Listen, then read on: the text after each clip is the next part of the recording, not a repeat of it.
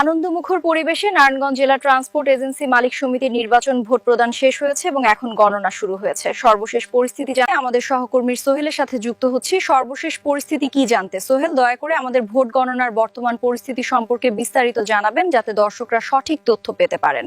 News ৭১ TV এইচডির পক্ষ থেকে সবাইকে জানাচ্ছি আন্তরিক অভিনন্দন, শুভেচ্ছা। ইতিমধ্যে আপনারা জানেন যে নারায়ণগঞ্জ জেলা ট্রান্সপোর্ট এজেন্সির যে ত্রিবার্ষিক নির্বাচন সারা দিন ব্যাপী অনুষ্ঠিত হলো, তারই আজকে দেখছেন কিছুক্ষণের ভিতরে আমাদের যে কাঙ্ক্ষিত যে ফলাফল, সেই ফলাফলটি আমরা প্রকাশ করতে যাচ্ছি। তো আমার পিছনের দিকটা আপনারা দেখতে পাচ্ছেন যে এখানে ভোট কেন্দ্রের যে ভোটার বাক্সগুলো এখানে এনে তারা খুলে তারা গণনার জন্য প্রস্তুতি নিচ্ছেন এবং তারা ব্যালট পেপার বাস করছেন এবং কাঙ্ক্ষিত যে ফলাফল কিছুক্ষণের ভিতরে প্রকাশ করবে, এই নিয়ে আপনাদেরকে দেখানো।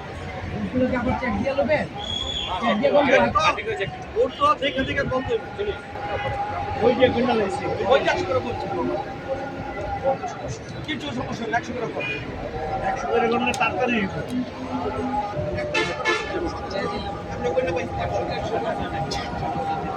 যারা এজেন্ট আছেন সবার এজেন্ট